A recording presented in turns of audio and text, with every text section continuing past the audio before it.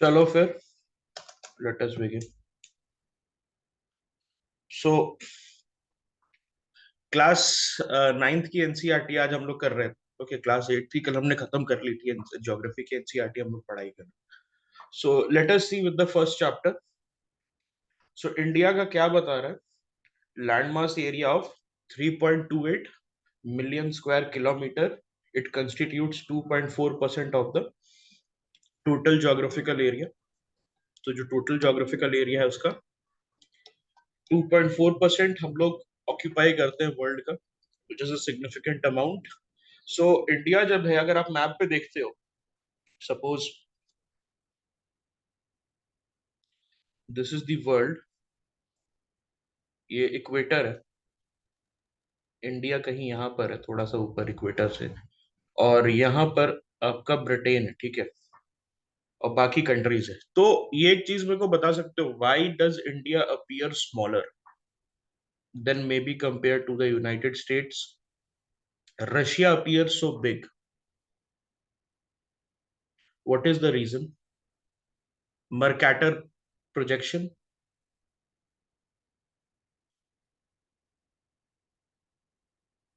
सो जिस तरीके से जो दुनिया बना हुआ है, वर्ल्ड बना हुआ है, वो इस तरीके से बना हुआ है कि जो नीचे की कंट्रीज है, जितना आप इक्वेटर के पास आते जाओगे, वो कंट्रीज आपको स्मॉलर लगती जाएगी, और जितनी कंट्री पोल्स के पास जाएगी उतना वो साइज में बड़ी आपको लगती जाएगी। वैसा होता नहीं है।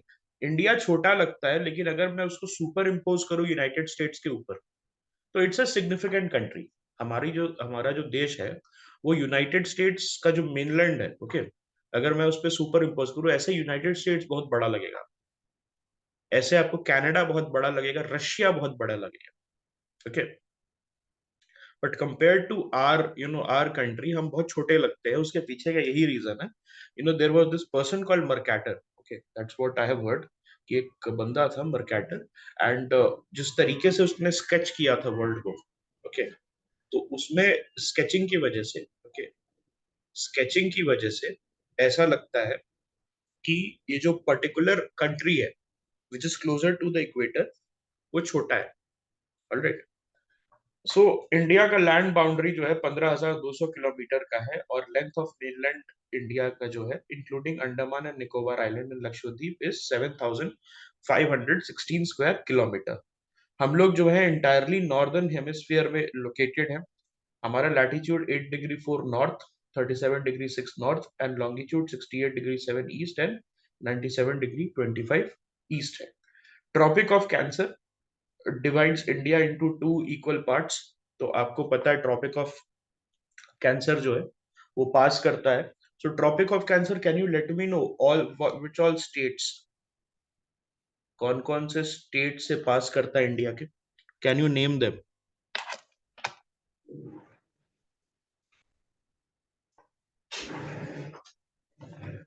Can you name all the states जहां से ट्रॉपिक ऑफ कैंसर पास करता है? गुजरात, गुजरात राजस्थान से पास करता है, यस। मध्य प्रदेश, हम्म,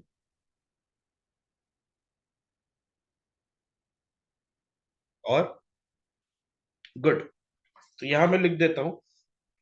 अच्छा, ये जो है, अगर चलो ठीक है, पहले ये लिख देते हैं, राजस्थान, गुजरात, मध्य प्रदेश एमपी, छत्तीसगढ़, झारखंड, वेस्ट बंगाल, त्रिपुरा और मिजोरम, ये सारा स्टेट्स है। These are all the states. अच्छा, एक रिवर भी है जो ट्रॉपिक ऑफ कैंसर को दो बार काटती है, वो बता सकते हो? Mahi river, okay, the river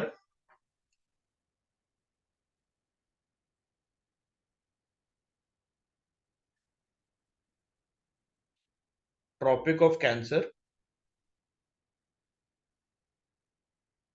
इसको हम लोग क्या बोलेंगे? माही रिवर बोलेंगे, ठीक है। इसका फीचर्स क्या है? So they are bounded by young fold mountains in the north west, north and north east. हमारा जो कंट्री है उसके नॉर्थ वेस्ट में, नॉर्थ में और नॉर्थ ईस्ट में यंग फोल्ड माउंटेन्स है। ये कौन से माउंटेन्स की बात हो रही है?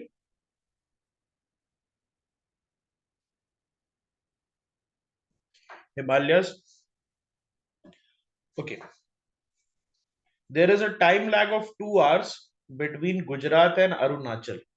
सो गुजरात और अरुणाचल के बीच में 2 घंटे का टाइम लैग है। बट क्या ये मैटर करता है? क्या ये मैटर करता है? नहीं करता है। नहीं करता। कैसे मैटर करेगा जब इंडिया का एक ही, इंडिया का क्या, इंडिया में डे लाइट सेविंग भी है ना? देखो, सबसे पहली बात, India has only one time zone. India has only one time zone and India does not have any kind of day light saving concept. Okay, तो जब ये चीज है, अरुणाचल के लोग, ओके, अरुणाचल के लोग, you know, they do not have any kind of advantage compared to that of Gujarat, and Gujarat people does not have any kind of advantage. All right.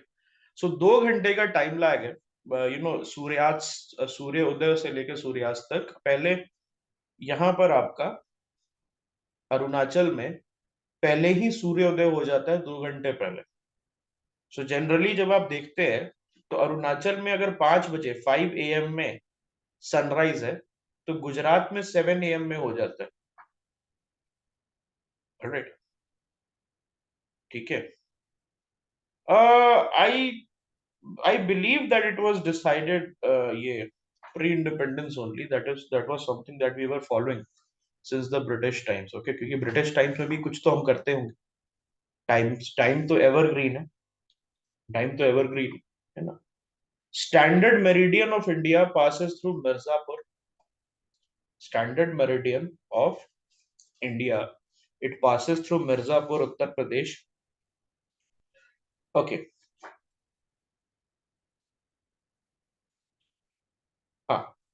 So India जो है, अगर आप देखोगे coast line which state, state की सबसे बड़ी है, it is Gujarat. Okay, it is Gujarat, ठीक है।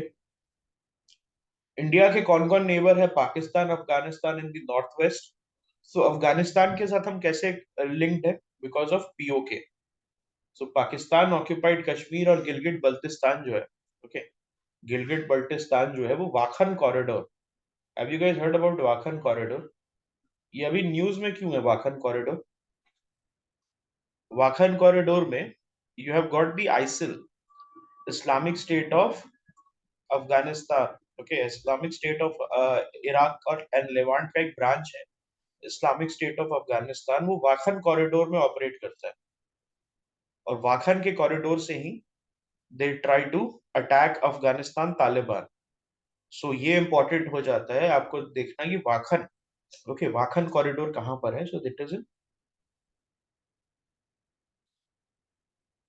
अफगानिस्तान। तो जब अगर आप देखोगे असली मैप इंडिया का, जो proper Jammu Kashmir with all the Gilgit and Baltistan, जो पूरा एरिया है, वो जो लगा हुआ है वो वाखन कॉरिडोर से लगा हुआ है। Have you seen in Afghanistan there is a very small extension इस टाइप का, और फिर अफगानिस्तान है ऐसे। तो ये वाला जो एरिया है अफगानिस्तान का, this particular area, that constitutes, okay, this constitutes what, this constitutes your, हाँ, this constitutes your Wakhan corridor. Okay, वो पामीर माउंटेन से है। तो यहाँ पर मैपिंग इंपॉर्टेंट हो जाती है आपकी यूपीएससी के लिए। क्या क्या मैप आपको करना है? आपको मैप करना है काराकोरम, आपको मैप करना है Pamir knot. Have you guys heard about Pamir knot? Okay, Karakoram हो गया, पामीर नॉट हो गया। Then what you guys can do, आप इधर का वो जो रेंज होता है जम्मू एंड कश्मीर का, लद्दाख रेंज हो गया, जांस्कार रेंज हो गया, ये सारी चीजें जो है उसको भी मैप करना जरूरी हो जाता है आपके लिए, बिकॉज 2020 में they had asked about the area of Siachen. Okay, तो they can ask any time, okay, they can ask any time about different mountains from north to south. तो वहां पर लद्दाख माउंटेन के ऊपर काराकोरम है, कि लद्दाख के नीचे कौन सा माउंटेन है, हिमाचल हिमालयास किधर है, ये सारी चीजें आपको आ सकती है। पीर पंजाल रेंज कहाँ पर है, गुड, तो मैप में ये भी जरूर देखना कि पीर पंजाल जो रेंज है किधर से है।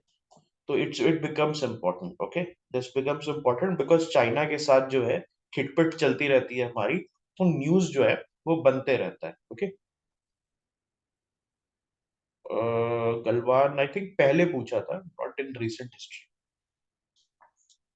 Okay, China, Nepal and Bhutan हमारे नॉर्थ में है, म्यांमार और बांग्लादेश हमारे ईस्ट में है। तो म्यांमार का बॉर्डर भी इंपॉर्टेंट है, वो जो कुकी जो वाला इशू है उसके वजह से म्यांमार जो है, okay, it it has come into the news.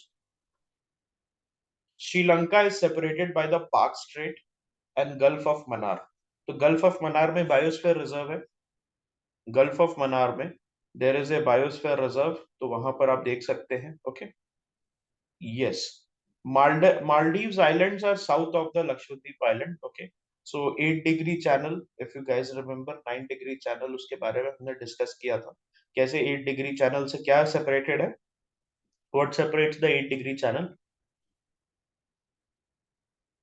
Maldives from Maldives from Minicoy, okay, और 9 degree channel किसको सेपरेट करता है? 9 degree channel separates Minicoy from Lakshadweep. Okay, please remember this. 8 degree channel separates what? 8 degree channel separates Maldives from Minicoy, जो कि लक्षद्वीप का ही part है, okay. और 9 degree channel separates Minicoy from Lakshadweep, okay. And 10 degree channel separates Andaman from Nicobar. All right, all right.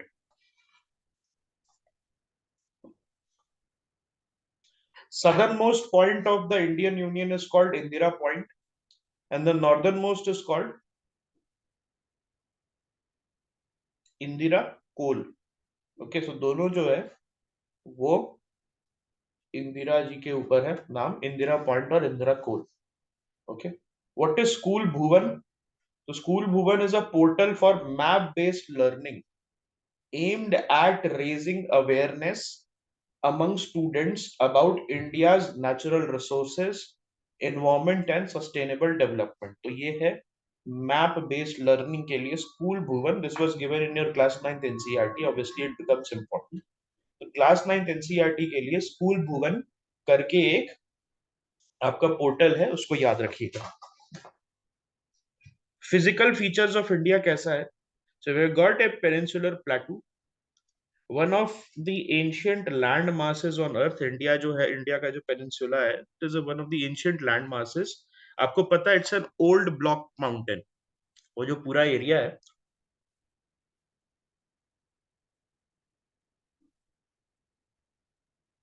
Correct.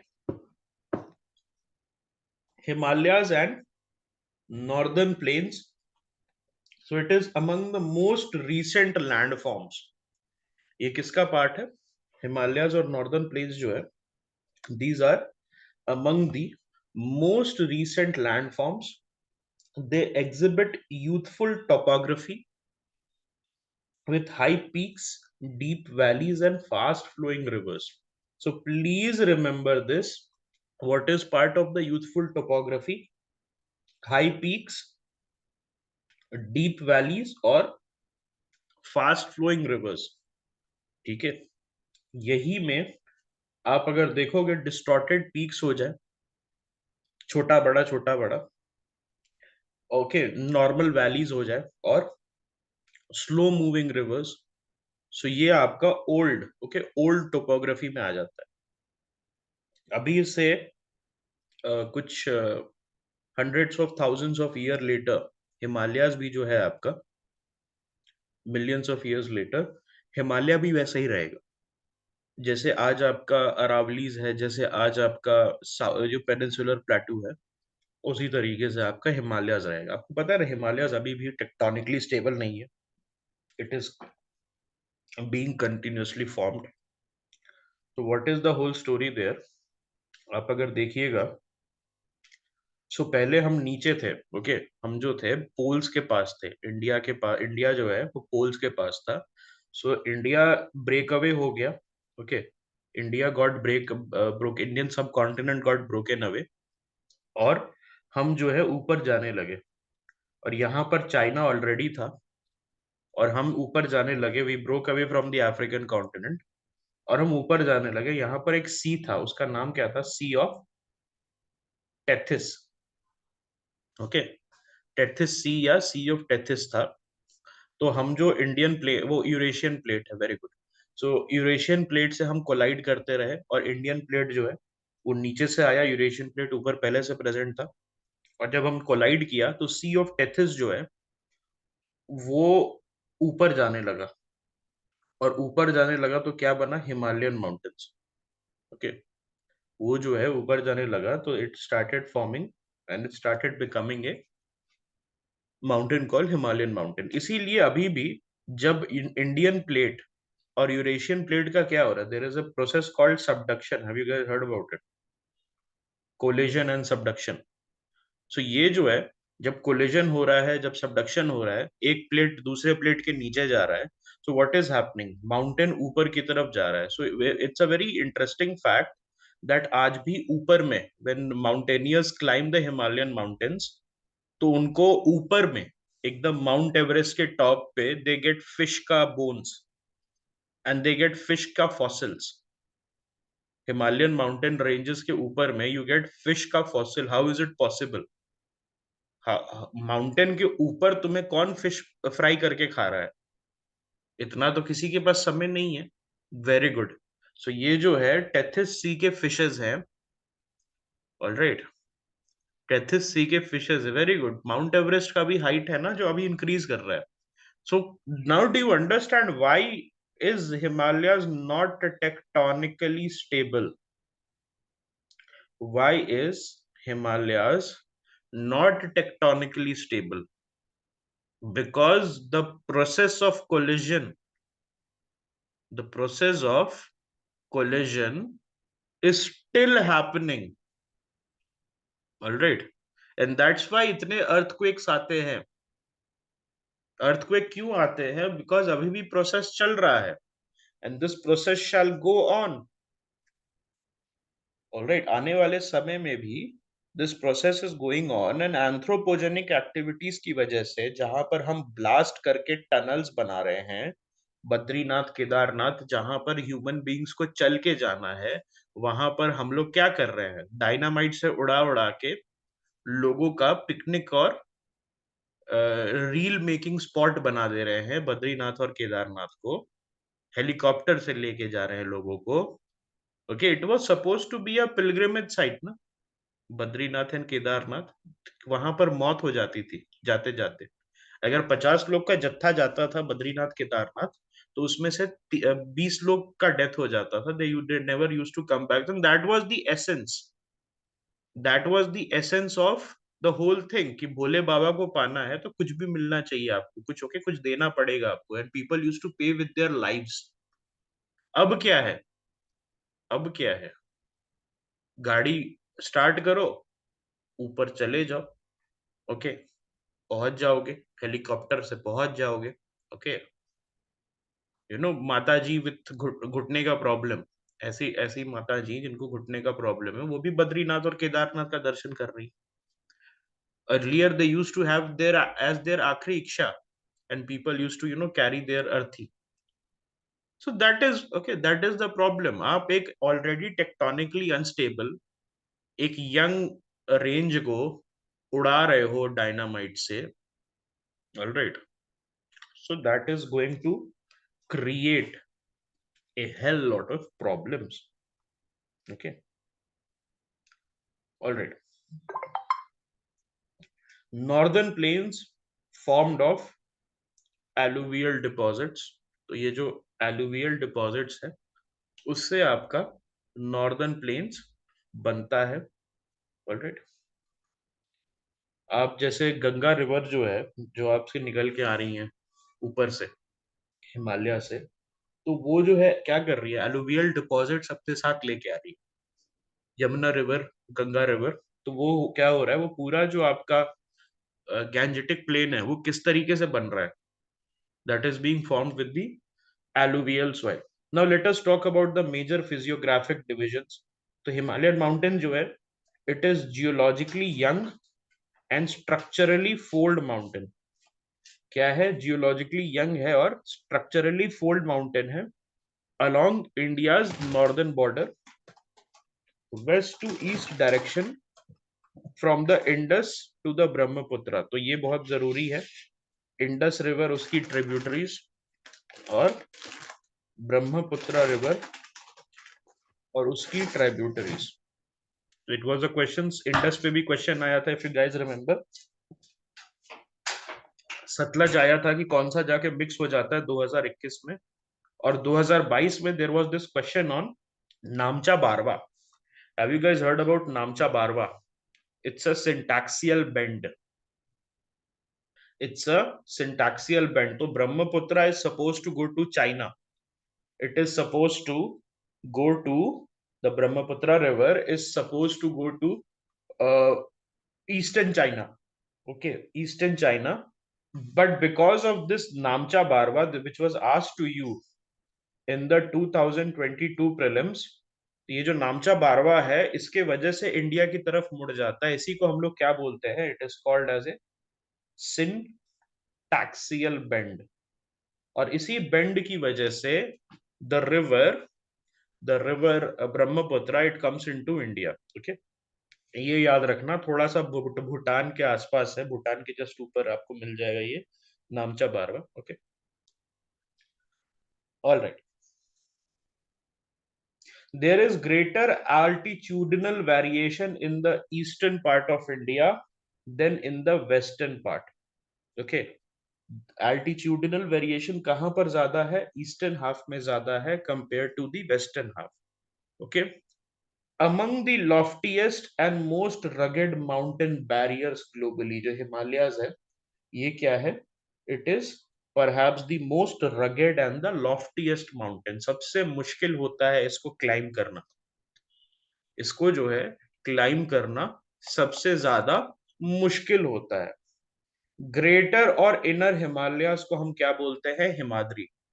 Greater और inner Himalayas को क्या बोलते हैं, हम हिमाद्री बोलते हैं। It is the northern most range, okay, and it is the most continuous range with the loftiest peak. Average height is 6,000 meters, which is a lot, 6,000 metre average height, and it is a heaven for mountain climbers. Mountain climbers के लिए heaven है। It contains all the prominent Himalayan peaks. एक चीज आपको पता होती है, which is harder to scale, which is the most hardest mountain to scale, can you let me know? सबसे ज्यादा मौत कहाँ होती है? It is K2, okay. K2 जो है, K2 पाकिस्तान वाला जो K2 है, okay, it is now in Pakistan. So सबसे ज्यादा, because Pakistan issues, okay, Pakistan issues you permits to climb K2, okay. तो K2 जो है, it is the worst peak to climb. It is tougher than Mount Everest and Kanchenjunga and Nanda Devi and all the पहाड़s, okay. It is perhaps the the deadliest mountain. सबसे ज्यादा यहीं पर जो है K2 पे ही लोगों की डेथ हुई है, बिकॉज इस तरीके का स्लोप है दैट इट इज टेक्निकली, जो इसमें कोई सपोर्ट आपको नहीं मिलता है, उसमें जो है आपको टेक्निकली कोई सपोर्ट नहीं मिलता। It is as if K2 is एकदम सीधा सीधा। ऐसे माउंटेन्स कैसे होता है, इस टाइप से होता है, आप ऐसे चढ़ के ऊपर जाते हो। K2 is almost ऐसे, okay, it's like a straight line, parallel line. The folds of the Himalayas are asymmetrical. Himadris का जो fold है, it is what? It is asymmetrical. It is perennially so snowbound. What does perennial means? Perennial का मतलब होता है round the clock, throughout the year. When I say that a particular river is perennial, what do I mean? I mean that that particular river is getting fed throughout the year, and there is flow throughout the year in that particular river. And then there is second part, क्या होता है? Seasonal, जो सिर्फ बारिश के मौसम में एक वो बन जाता है, रिवर बन जाता है, और नॉन नॉन रेनी सीजन में एक स्ट्रीम बन के रह जाता है. सो पेरेनियल रिवर कहाँ ज्यादा रहता है, नॉर्थ में या साउथ में? पेरेनियल रिवर नॉर्थ में ज्यादा रहता है या साउथ में ज्यादा रहता है? It is in north. Why? North में क्यों रहता है? बिकॉज वहां से ग्लेशियल फीडिंग होती है, and the glacier keeps feeding throughout the year.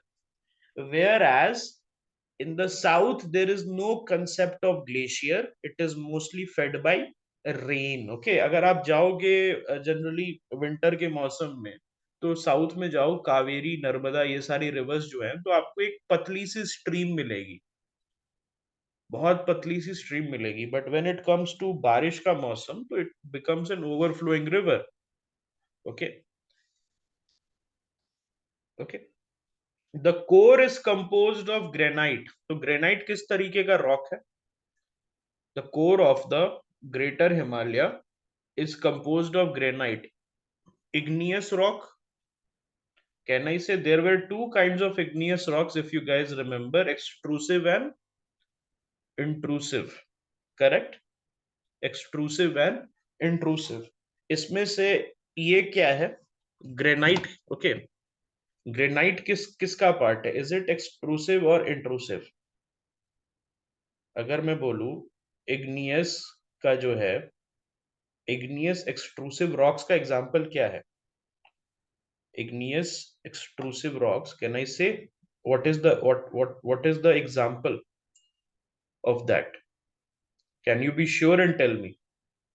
If I am asking कि extrusive igneous rocks का example क्या है, तो it is basalt. Okay, it is basalt.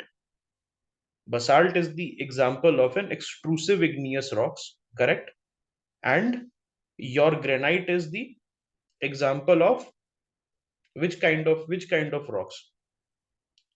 It is intrusive. Please remember this. Granite is intrusive. Basalt is extrusive. Okay.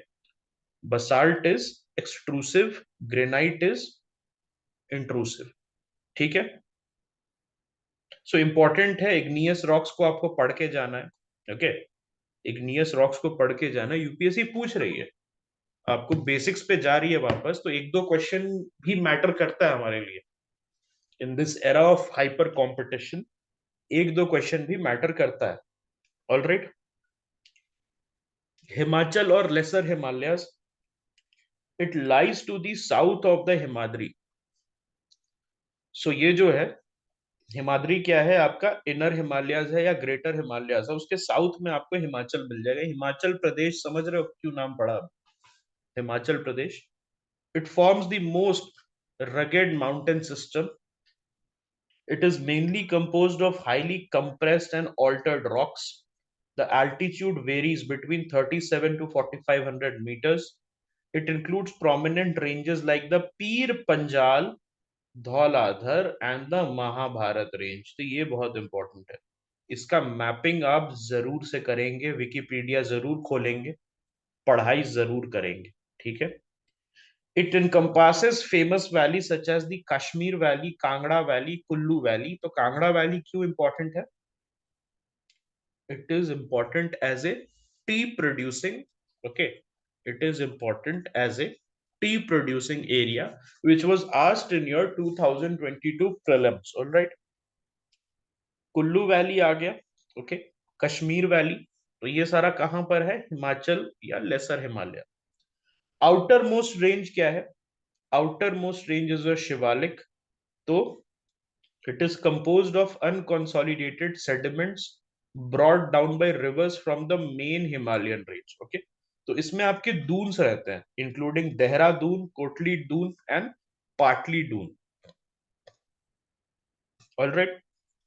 तो ये जो है outermost range को क्या बोलते हैं, शिवालिक बोलते हैं। जहां से वो कैसे फॉर्म होता है, अनकॉन्सोलिडेटेड सेडिमेंट्स के थ्रू फॉर्म होता है। वो कौन लाता है अनकॉन्सोलिडेटेड सेडिमेंट्स?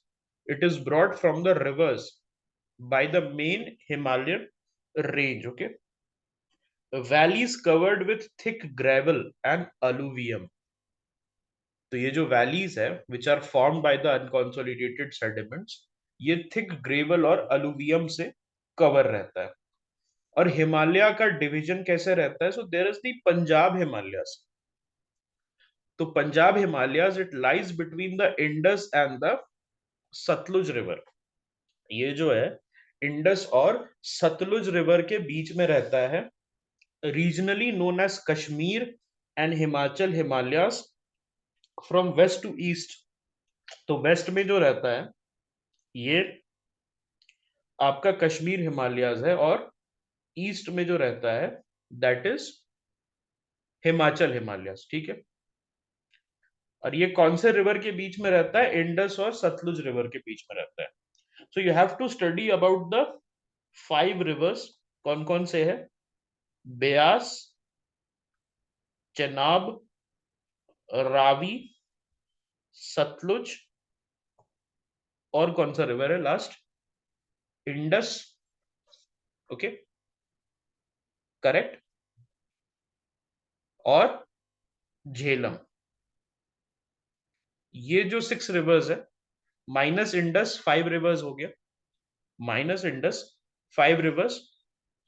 तो यहां पर क्या है? ओके, यहाँ पर क्या है, इन सारे रिवर्स को आपको कहाँ से ओरिजिनेट होता है, उनके आसपास पे कौन सा वेटलैंड बनता है। तो वेटलैंड्स भी आपको पढ़ना पड़ेगा। कौन कौन से वेटलैंड्स है? पोंग डैम हो गया, रोपर हो गया। ओके, और क्या है? हरीके, होकेरा, ये सारे जितने भी हैं प्लेसेस, आपको इनके बारे में देखना होगा। ठीक है। Kumaon Himalayas, it lies between the Satluj and Kali River. So this was asked in your 2022 prelims. तो कुमाऊं हिमालय से नामचा बारवा उन्होंने मैच किया था। Is it correct? Kumaon Himalaya में है क्या Namcha Barwa? The answer is no. Okay, the answer is no. Nepal Himalayas, it lies between Kali and the Teesta river. जो नेपाल हिमालय है वो काली और तीस्ता रिवर के बीच में लाई करेगा। Assam Himalayas, it lies between the Teesta and the Dihang river. तो ये जितने भी रिवर्स हैं obviously it becomes important for us, with the Brahmaputra marking the eastern most boundary. Brahmaputra जो है it shall mark the eastern most boundary. उसके बाद you have got the Purvanchal और the eastern Himalayas and mountains. So Himalayas bend sharply to the south and spread along the eastern boundary of India beyond the Dihang Gorge. Dihang river जो है वो important हो जाता है because there is something called the Dihang Gorge, और वहां पर आपको पूर्वांचल माउंटेन्स वगैरह मिल जाता है। इसमें क्या क्या रहता है दोस्त? इसमें आपको पटकाई हिल्स, पटकाई बुम रेंज, सुना आपने? Patkai Bum, Patkai Bum range, Naga hills, Manipur hills and Mizo hills. तो पटकाई हिल, नागा हिल, मणिपुर हिल और मीजो हिल, ये 4 जो है आपके हिल्स रहेंगे। उसके बाद they run as parallel ranges.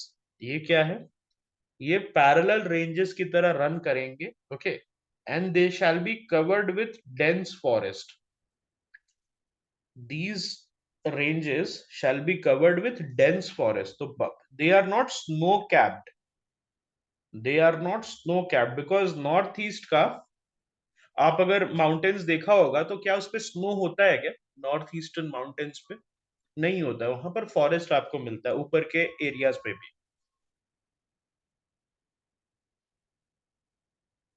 यहाँ पर एक और चीज है, they are composed of strong sandstones and sedimentary rocks. Okay, sandstones और सेडिमेंट्री रॉक से बनता है। Northern plain, it is formed by the interplay of the Indus, Ganga and Brahmaputra river. It consists of fertile alluvial soil and it is densely populated. Densely populated क्यों है? Because fertile alluvial soil है, alright, agriculturally productive है, and we also form riverine islands. Riverine islands यहाँ पर बनता है। तो मजूली सुना है आपने? Majuli, Majuli it's the largest riverine island, perhaps the largest riverine island in the world. Majuli है। It was also a Lok Sabha constituency. Majuli से एक एमएलए भी चुन के आता है। यस, ब्रह्मपुत्र रिवर जो है उस पे फॉर्म होता है। So why riverine islands are form?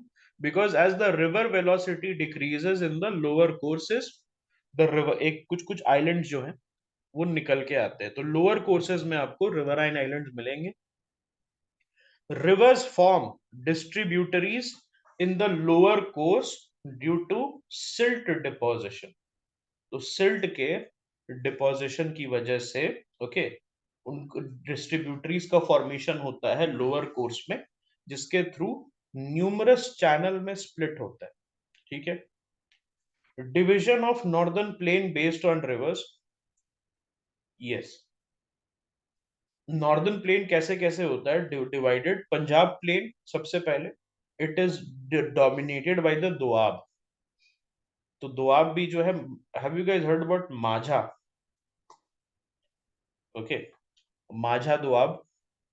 Alright, सो ये जो माझा एरिया है पंजाब में जो है आपका दोआब का region, okay, it's a very politically charge region, politically बहुत इंपॉर्टेंट रीजन है। और वहां पर आपको दोआब में वहां पर इकोनॉमिक एक्टिविटी भी अच्छी खासी देखने को मिलती है। ओके।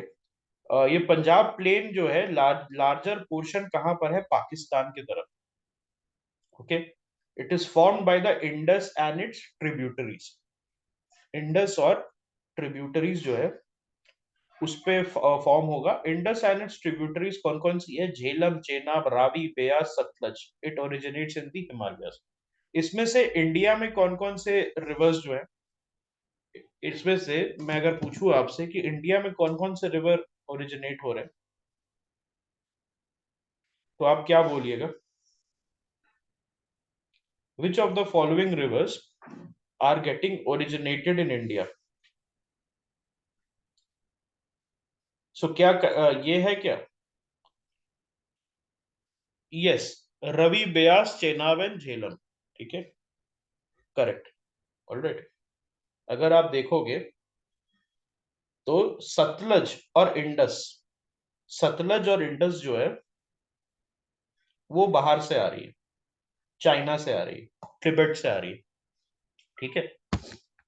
गंगा प्लेन में, so this x tends between the घाघर and the Teesta river. तो घाघर कहां पर है दोस्त? घाघर एकदम आपके वेस्ट में है। आपको याद होगा हमने इंडस वैली सिविलाइजेशन जब हमने पढ़ाई की थी, तो घाघर रिवर हमने पढ़ाई किया था। घाघर के अराउंड बहुत सारे आपको इंडस वैली साइट्स मिल जाएंगे। याद है? राखी गढ़ी वगैरह याद होगा आपको। ओके, ये जो तीस्ता रिवर है वो कहाँ पर है? Teesta river is important. Teesta river आपका सिक्किम की तरफ है, सिक्किम और वेस्ट बंगाल। ओके, तो ये पूरा area between Sikkim and West Bengal to Ghaghar Haryana, ये जो है आपका, ओके, गंगा प्लेन बनता है। इसमें कौन कौन से स्टेट्स होते हैं? हरियाणा, दिल्ली, उत्तर प्रदेश और Bihar. Okay, Brahmaputra plain, so Assam lies in the Brahmaputra plain. Assam जो है वो कहाँ रहता है? वो ब्रह्मपुत्र प्लेन पे रहता है। Brahmaputra and it's tributaries cover vast areas of the north east region. Okay, so obviously कैसे होता है? सो ऐसे तिब्बत से जा रहा होता है, so there is this syntaxial bend called Namcha Barwa, और नामचा बारवा से होते हुए इधर आ जाता है इंडिया के अंदर। ऑलराइट, वो होता है इंडिया के अंदर आ जाता है, इसीलिए जो है ब्रह्मपुत्र हमारे लिए इंपॉर्टेंट होता है। Because Assam valley, okay, Assam valley को फर्टाइल कौन बनाता है? It is Brahmaputra only. लेकिन क्या ब्रह्मपुत्र से प्रॉब्लम्स भी होती है? क्या ब्रह्मपुत्र से हमें प्रॉब्लम्स भी होती है? फ्लडिंग होती है, ठीक है, फ्लडिंग भी एक बड़ा प्रॉब्लम है because of Brahmaputra. And they form riverine islands like Majuli. Okay, so इनका फ्लो जो है मानसून पीरियड में बढ़ जाता है, जिसकी वजह से सिल्टिंग ओके, सिल्ट और सॉइल पार्टिकल्स बहुत तेजी से आते हैं। ओके, नॉर्दर्न प्लेन्स का डिवीजन कैसे होता है? Okay, so you have got the Bhabar. Okay, it is formed by river deposition of pebbles in a narrow belt, and they are formed parallel to the shivalik slopes. These streams disappear within this belt. तो ये जो streams होता है वो ये इसमें जो होता है बेल्ट में ही disappear कर जाता है। तो ये कैसे भाबर फॉर्म होता है? रिवर डिपोजिशन से। ओके, जो पेबल्स आपके डिपोजिशन से आते हैं एक नैरो बेल्ट में जब आता है तो उसको क्या होता है? भाबर का फॉर्मेशन होता है। तेराई, सो तेराई आर्क आपने सुना होगा, याद होगा आपको तेराई आर्क। सो तेराई आर्क के अंदर कौन कौन सी कंट्रीज है? तेराई आर्क के अंदर कौन कौन सी कंट्री है? इंडिया, नेपाल, भूटान। भूटान है, मानस नेशनल पार्क अगर आपको याद होगा तो वो भी थोड़ा तेराई वाले एरिया में, काजीरंगा और तेराई वाले एरिया में होता है। Some part, not not not much, but some part of the Terai area is also in Bhutan, southern Bhutan में है। क्योंकि मानस आपको याद होगा, मानस नेशनल पार्क दो जगह है, एक इंडिया में है Manas national park, and then there is royal Manas national park. Royal क्यों है? Because Bhutan is a monarchy, तो वहां पर हर चीज जो है किंग के नाम के अंदर लिया जाता है। तो royal Manas national park and Manas national park, there are two national parks. तो तेराई एरिया में जो है वेट, स्वम्पी और मार्शी रीजन है, which is the last, basically last आप कौन सा बोलोगे? लास्ट सबसे वेस्टर्न मोस्ट नेशनल पार्क कौन सा in the Terai arc? The western most national park will be not Rajaji, it will be Jim Corbett. Rajaji is known for the last area जहां पर tiger और एलिफेंट साथ मिलते हैं। एलिफेंट्स इज द मतलब elephants उसके बाद नहीं मिलेंगे, राजा जी के ऊपर आपको एलिफेंट्स नहीं मिलेंगे। Alright, Rajaji is the last national park जहां पर आपको both tigers and elephants are found together. ये जो है आपका जो एरिया है, what do you call that? Jim Corbett. So it is the okay, okay, ये जो जिम कॉर्बेट है, ये वाला जो पर्टिकुलर एरिया है, that is the western most Terai. Okay, western most Terai arc में। और तेराई आर्क में आपका दूधवा national park, have you guys heard about दूधवा नेशनल पार्क? तो दूधवा नेशनल पार्क इज इन उत्तर प्रदेश, और वो जो है that is also part of it. ठीक है, तेराई में स्ट्रीम्स और रिवर्स जो है वो फिर से इमर्ज कर जाते हैं। Terai is thickly forested and there is abundant wild life. For example Dudhwa national park, okay, UP में। तो कभी आप सोच भी नहीं सकते, आप सुनते हो हम जब उत्तर प्रदेश सोचते हैं तो कुछ और हमारे दिमाग में आता है, लठैती, लखनऊ, कानपुर। ओके, ये सारी चीजें हमारे दिमाग में आती है। ओके, मतलब पॉपुलेशन। और नॉर्थ में चले जाओगे, थोड़ा सा northern part of the state में, तो पूरा डिफरेंट हो जाता है। ओके, वो जो है इतना फॉरेस्टेड है।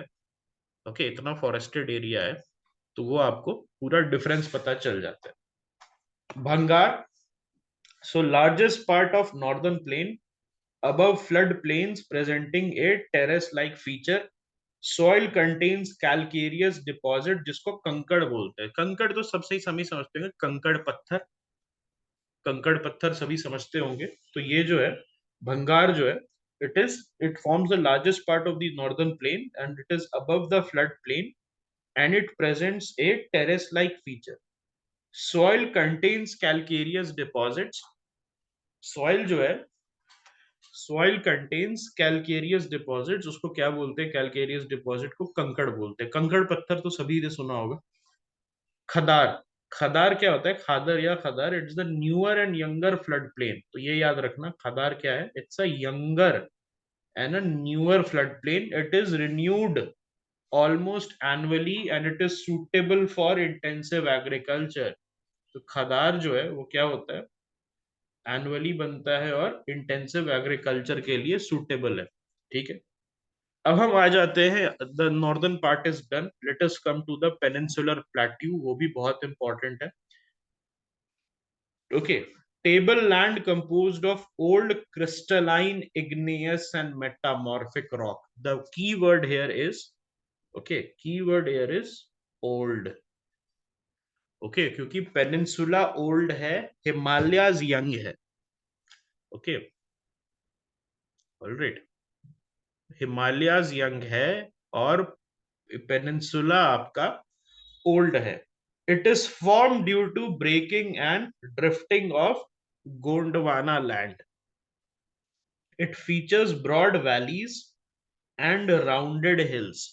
तो ये जो है ब्रॉड वैलीज और राउंडेड हिल्स आपको मिलता है यहाँ पर. Deccan trap, black soil area of volcanic origin. तो डेक्कन ट्रैप बना कैसे फ्रेंड्स? तो जब आपको मैंने ऊपर बताया था हिमालय, समझ समझ में आ गया सभी को? हिमालय सभी को समझ में आ गया, एवरीबॉडी? तो जब नीचे से इंडियन प्लेट जो है यूरेशियन प्लेट की तरफ जा रहा था, तो यहां पर एक हॉटस्पॉट था, वोल्केनिक हॉटस्पॉट. उसका नाम बता सकते हो? उसका नाम था रीयूनियन. Reunion volcanic hotspot. और वो जो वोल्केनिक हॉटस्पॉट है वो पर्टिकुलर एरिया जो है आपका डेक्कन का, वहां पर जो है उसमें it was creating a lot of magma and it was creating a lot of issues in that. और उसके वजह से वोल्केनो जो निकल रहा था रियूनियन से, तो वो जो आपका आंध्र प्रदेश, तेलंगाना, महाराष्ट्र, गुजरात वाला रीजन है, उसको सबसे ज्यादा इंपैक्ट करते हुए गया. और वो जो पर्टिकुलर एरिया है वहां पर रीयूनियन वोल्केनिक हॉटस्पॉट का एक्टिविटी हाईएस्ट था. और इसीलिए वो एरिया में we find the black soil. Okay, the black soil is formed in this area thanks to the reunion hotspot. Okay, Aravali hills on western and northwestern margins, highly eroded, extending from Gujarat to Delhi. Gujarat से लेके दिल्ली तक, okay, ये extend करता है Aravalli hills. तो Aravalli hills में आपने सुना होगा, have you guys heard about Guru Shikhar and Mount Abu? Have you guys heard? वहां पर भी पीक्स होते हैं, वहां पर भी आपको पीक्स मिल जाएंगे. ठीक है, डिवीजन देखते हैं पेनिनसुलर इंडिया का. तो सबसे पहले सेंट्रल हाईलैंड्स आता है. So central highlands, it lies north of the Narmada river. Narmada river के नॉर्थ में रहता है and it covers a major area of the Malwa plateau. Okay, so Narmada river is important. Vindhya range is bounded by the Satpura range. So this is a question from 2023. So Vindhya range में आपको south में सतपुरा मिलेगा. Have you guys heard about that? Madhya Pradesh का add था, tourism का add. Vindhya देखा, सतपुरा का दिल देखा, मध्य प्रदेश इंडिया का दिल देखा. तो दैट इज, अगर वो याद रह जाएगा आपको तो आपको रेंजेस भी याद हो जाएंगे. ओके, हाँ, एमपी में दिल नहीं, दैट वाज डिफरेंट. एमपी में दिल वो बच्चे वाला नहीं, एक और था एड, दैट वाज इंडिया का दिल देखो, हिंदुस्तान का दिल देखो, करेक्ट. तो उसमें सारे रेंजेस के बारे में, सतपुरा देखो, विंध्या देखो, सतपुरा देखो, और सब बाकी जो है कान्हा में शेर को देखो. ये सारा बड़ा बड़ा बढ़िया सा था. Aravallis, okay, north west, yes, शेर की दहाड़ तो देखो. Extending westward to merge with the Rajasthan desert, that is the Thar desert. Okay, ये बहुत इंपॉर्टेंट है मैपिंग. कैसे कैसे रिवर्स है, चंबल, सिंध, बेतवा, केन. ओके, तो अभी जो है केन और बेतवा को हम लोग क्या कर रहे हैं दोस्त?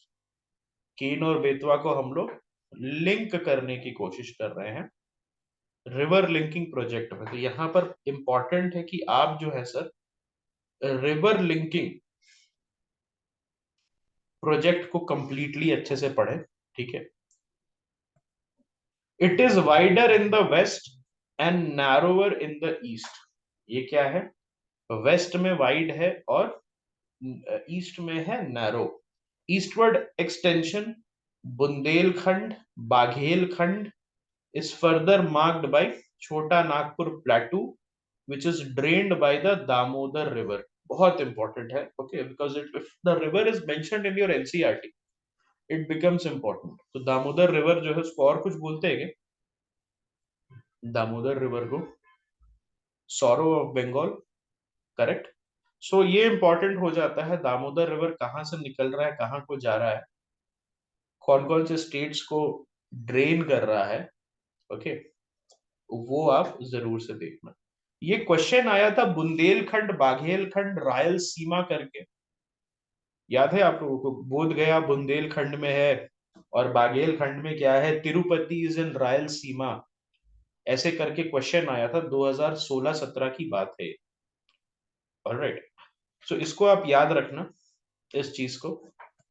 Deccan plateau, so it's a triangular land mass which is south of the Narmada river। हाँ, which was wrong, Nashik was not Malwa, Vidarbha, Vidarbha भी तो था ऑप्शन में।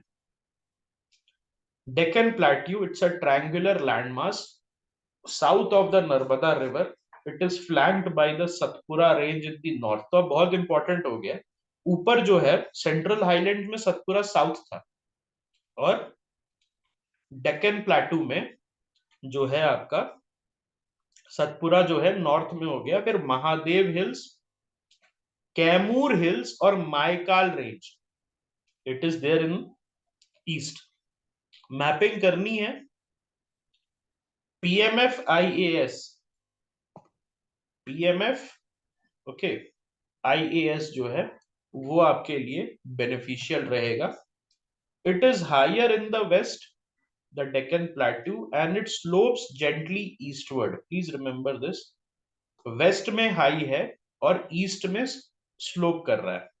North east extension includes Meghalaya, Karbi Anglong and north Cachar hills. So आपको नॉर्थ ईस्ट में क्या क्या मिलेगा, नॉर्थ काशार हिल्स, कार्बी आंगलोन प्लेटू और मेघालय, ये सभी को आपको विकी करना है दोस्त। एवरीथिंग हैज टू बी विकी। yes they ask these questions, okay, they ask these questions a lot। Malda Gap, it is the fault which separates the Deccan Plateau and the Chota Nagpur Plateau। Malda gap क्या करता है, डेक्कन प्लेटू और छोटा नागपुर प्लेटू को separate करता है। What all are the prominent hill ranges? Garo, Khasi and Jaintia hills from west to east, western and eastern ghats from western and eastern edges respectively। ठीक है, जो वेस्टर्न और ईस्टर्न घाट्स है वो क्या करता है, वेस्ट और ईस्टर्न एजेस को फॉर्म करता है। Western Ghats parallel the western coast are possible only through the Thal Bhor and पाल घाट।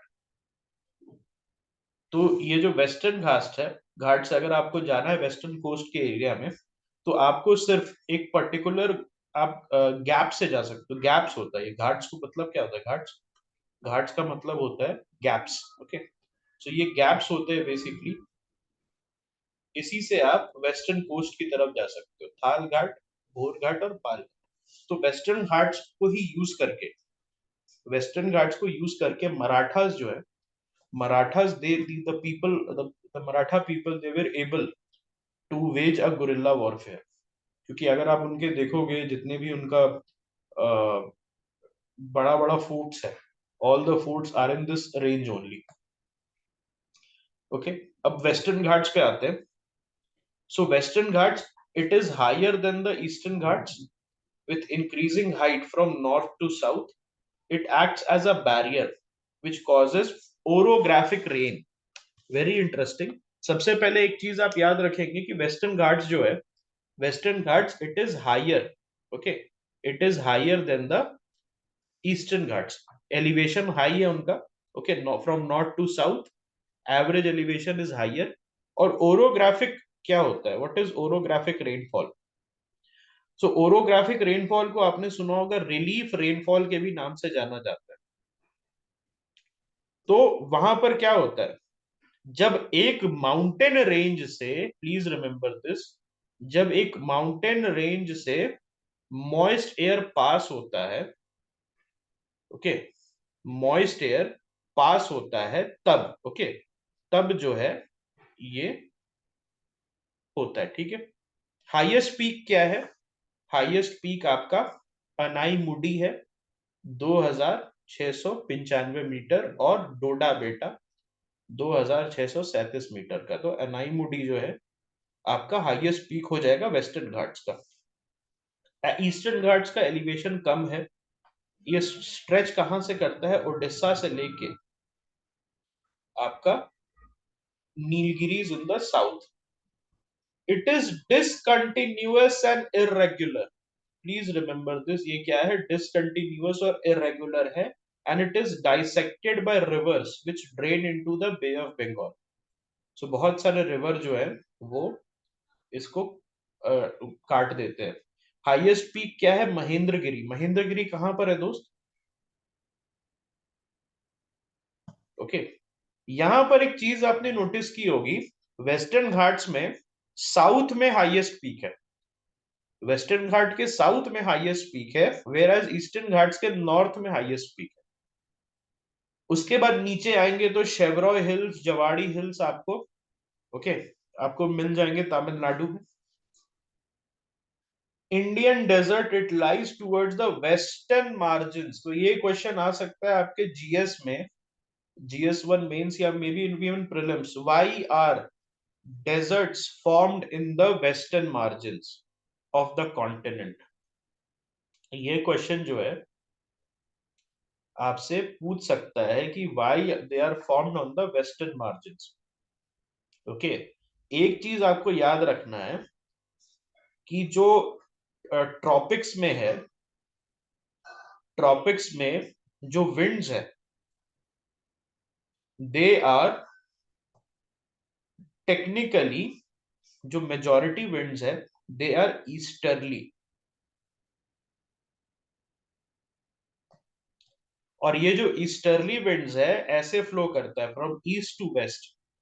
और जैसे ही वेस्ट के पास पहुंचता है, जैसे ही western part of the continent या सब कॉन्टिनेंट के पास पहुंचता है, वो ड्राई हो जाता है। It loses all its moisture.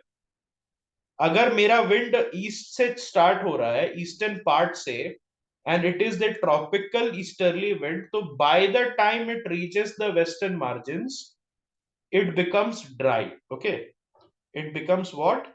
It becomes dry. Okay, ये एक बड़ा प्रॉब्लम है, ये एक बड़ा प्रॉब्लम है। ओके, जिसके वजह से, ओके, जिसके वजह से ये चीज होती है, ठीक है। उसके बाद दूसरा चीज क्या है? जो कोल्ड ओशन करेंट्स है, the second reason why this happen is because जो कोल्ड ओशन करंट है they are often found on the western side. और कोल्ड ओशन करेंट्स क्या रहते हैं? कोल्ड ओशन करंट की वजह से इवेपोरेशन नहीं होता है। Please remember this, cold ocean current जो कि वेस्टर्न साइड में ज्यादा पाए जाते हैं, वहां उसके वजह से इवेपोरेशन नहीं होता है, इसीलिए बारिश कम होती है वेस्टर्न साइड पे। Is it clear? दो मेन रीजन आपको समझ में आया व्हाई मेजॉरिटी आर फाउंड। क्योंकि जो ये आपका ह्यूमिडिटी कैरिंग, ये जो आपका ट्रॉपिकल विंड्स होता है वो ईस्ट से वेस्ट फ्लो करता है। By the time it reaches west it becomes, it becomes dry.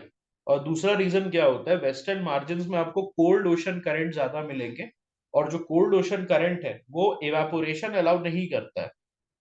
Okay, so Indian desert जो है it is arid climate, sand dunes का फॉर्मेशन होता है, and it receives very low rainfall which is less than 150 mm per year।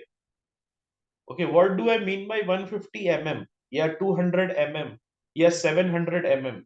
तो generally जो beaker होता है, अगर आपको रेन कैलकुलेट करना है तो बीकर, जनरली जो रेन को ट्रैक करते हैं लोग, वो बीकर रख देते हैं, और उस बीकर में जितना रेन पड़ा उसको मेजर करके बोल देते हैं कि इतना रेन, 150 mm 200 mm का रेन जो है वो टोटल पड़ा। ओके, लूनी जो है, Luni is the major river and it is a seasonal river. Luni एक major seasonal river. Okay, alright.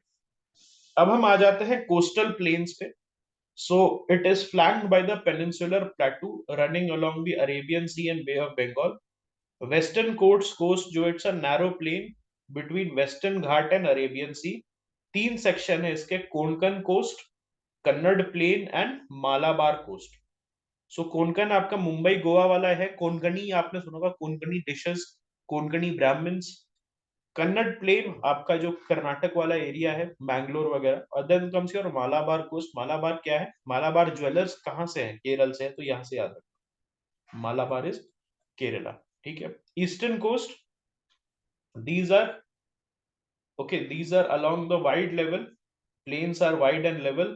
Northern part are called northern circars, the southern part are called the coromandel coast। तो coromandel coast में हमने पढ़ा था बारिश कब होती है? During the winter season. Okay, Tamil Nadu में बारिश होती है विंटर सीजन के around, because it is the rain is done through the, rain कैसे होता है? रिट्रीटिंग मानसून से। कैन आई से it is through the retreating monsoon, through the north east monsoon. Yes, जब रिट्रीट कर रहा होता है तब तमिलनाडु को बारिश होती है, दिसंबर के महीने। रिवर्स कौन कौन से है ईस्टर्न कोस्ट पे? महानदी, गोदावरी, कृष्णा और Kaveri. And they form extensive deltas. वो क्या करते हैं? एक्सटेंसिव डेल्टा फॉर्म करते हैं। Lake Chilika is a prominent feature along the eastern coast. तो ईस्टर्न कोस्ट पे लेक चिलिका जो है एक प्रोमिनेंट फीचर है। What is the island? what are the islands of India? तो लक्षद्वीप आइलैंड ग्रुप है। We have got what?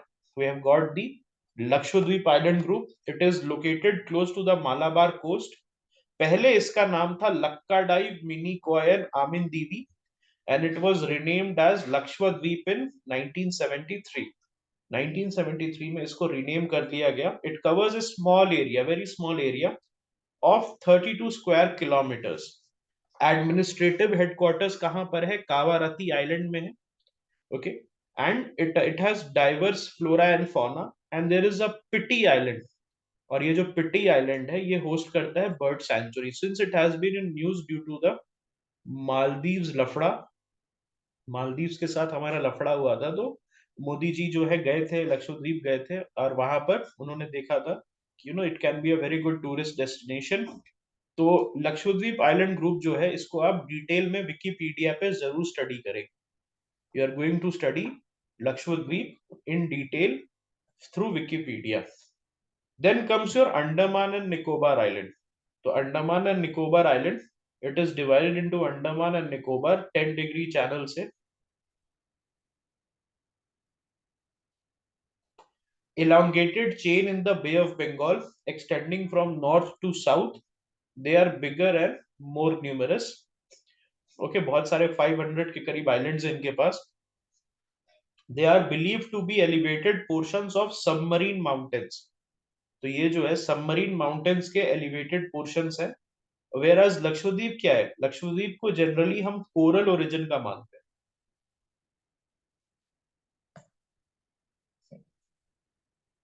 यहाँ पर आपको बहुत सारे रिच डाइवर्सिटी मिलेगा। तो वंदूर सुना आपने?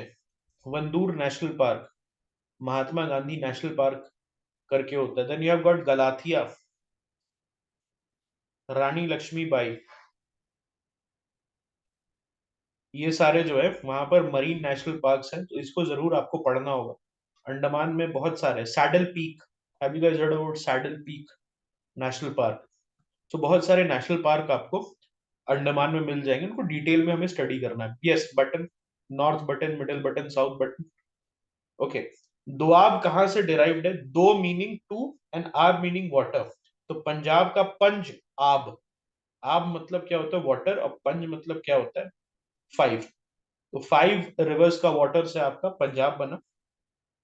Majuli is the largest inhabited riverine island in the world. Chilika lake is the largest saltwater lake in India, located in Odisha, south of Mahanadi Delta.